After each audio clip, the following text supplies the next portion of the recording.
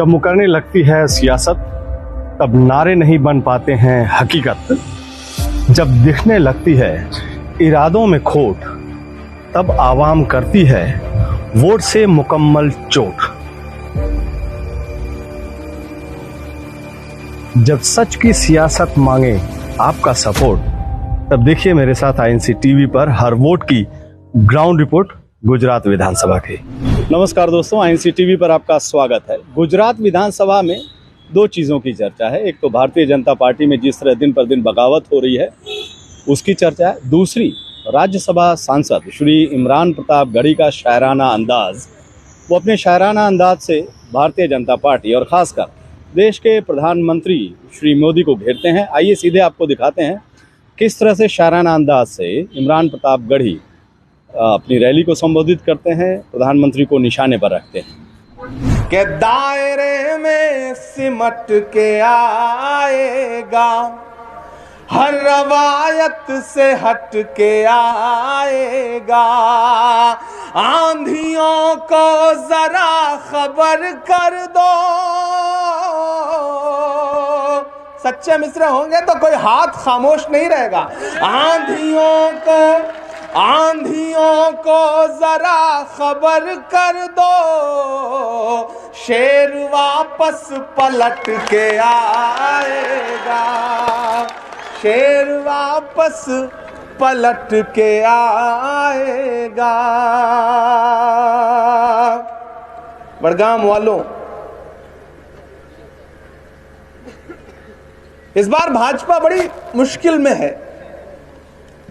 हिमाचल हार रही है, वोटिंग हो चुकी है, वहां सरकार बदलने जा रही है। मोदी जी को यहां की भी आहट मिल गई थी कि ये जो डबल इंजन की सरकार है इससे गुजरात की आवाम बहुत नाराज है। पिछली बार तो वो हारते हारते बचे थे, सांस अटक गई थी, हालत यह हुई थी कि पानी में जहाज उतारना पड़ गया था, करतब दिखाने पड़े थे। तो फिर इस बार भी उन्हें पता था कि चीजें खराब हो रही हैं, तो उन्होंने सोचा अकेले नहीं जीता जा सकता। तो उन्होंने दो दोस्त बुलाए अपने, एक दिल्ली से और एक हैदराबाद से। कि दिल्ली में बैठा हुआ हाकिम ये चाहता है कि मुल्क संविधान से ना चले, देश जमहूरियत से ना चले, उनकी मर्जी से चले। लेकिन एक शख्स है इस देश में जिसका नाम राहुल गांधी है, वो कह रहा है कि मैं आरएसएस की नफरत वाली राजनीति के खिलाफ सीना ठोक के खड़ा हूं। और पिछले 64 दिन से मुसलसल 25 किलोमीटर रोज वो आदमी पैदल चल रहा है भारत को जोड़ने के लिए। मैं उस यात्रा का हिस्सा हूं। मुझसे एक पत्रकार ने कहा, इमरान साहब आप इस यात्रा में चल रहे हैं कन्याकुमारी से, आप क्या कहेंगे? तब मैंने एक ही बात कही थी कि मैं अगर महात्मा गांधी के दौर में पैदा हुआ होता तो शायद अंग्रेजों के खिलाफ उनके साथ चल रहा होता, लेकिन मैं इस दौर के गांधी के साथ पैदा हुआ हूं, तो मेरी खुशनसीबी है कि मैं इस मुल्क को बचाने की लड़ाई में इस दौर के गांधी के साथ चल रहा हूं, राहुल गांधी के साथ चल रहा हूं। और आप यकीन जाने, बसु गांव के तमाम साथियों, बड़गाम के लोगों, स्टेज पर बैठे हुए हमारे जिम्मेदार साथियों, एक एक वक्त में ऐसा लम्हा आ रहा है जब 1 लाख से ज्यादा लोग, मैं चश्मदीद हूं उन लम्हों का, राहुल गांधी के साथ कदम से कदम मिलाकर के नारा लगाते हुए कह रहे हैं, नफरत छोड़ो, भारत जोड़ो।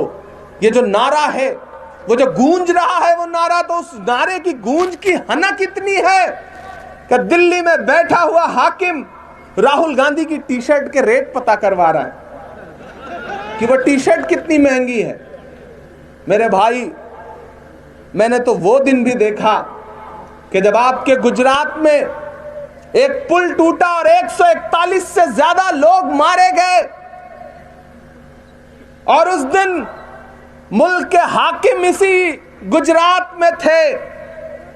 उन पीड़ितों के साथ खड़े होने के बजाय दिन में 3 बार कपड़े बदल करके उद्घाटन और झंडी दिखाने में लगे थे।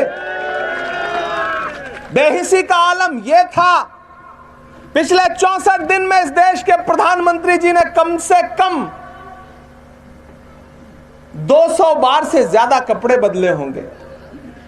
40-50 कलर के कपड़े बदले होंगे, लेकिन राहुल गांधी एक सफेद कलर की टी शर्ट और एक पैंट और एक जूता, और अपनी मस्ती में मस्त वो शख्स चला जा रहा है और उसकी धुन सिर्फ यह है कि भारत जोड़ना है।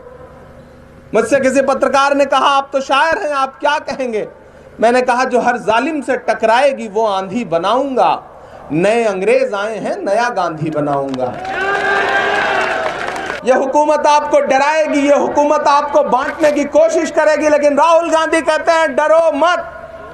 मैं राहुल की बात को आगे बढ़ाते हुए लोगों से यह कहता हूं कि मत समझना डराने से डर जाएंगे।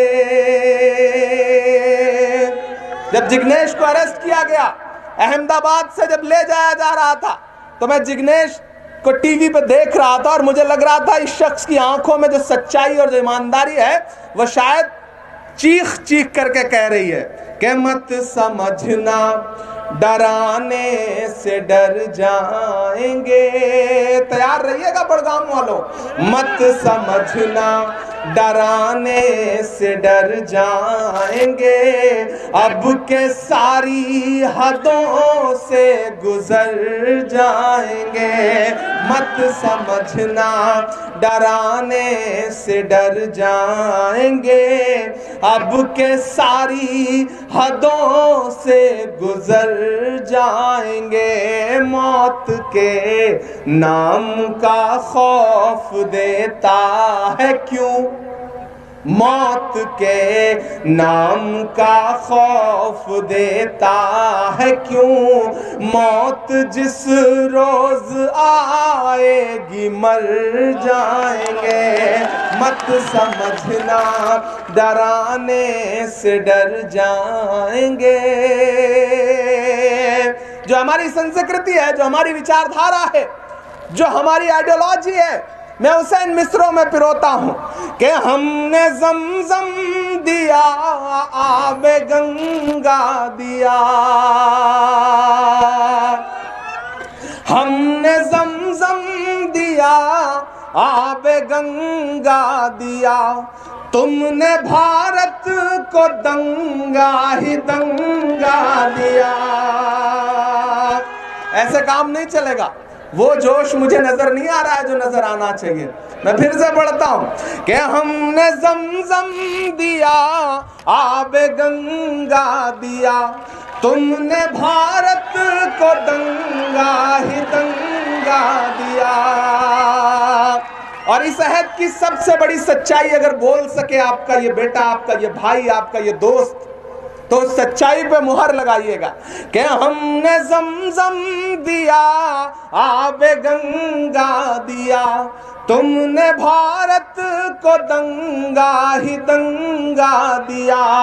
तुमने एक रंग के ख्वाब देखे मगर, तुमने एक रंग के ख्वाब देखे मगर, हमने हिंदुस्तान को तिरंगा दिया।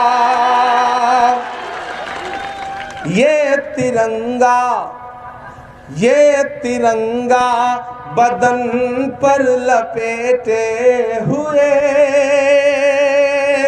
ये तिरंगा बदन पर लपेटे हुए, एक दिन इस जमीन में उतर जाएंगे।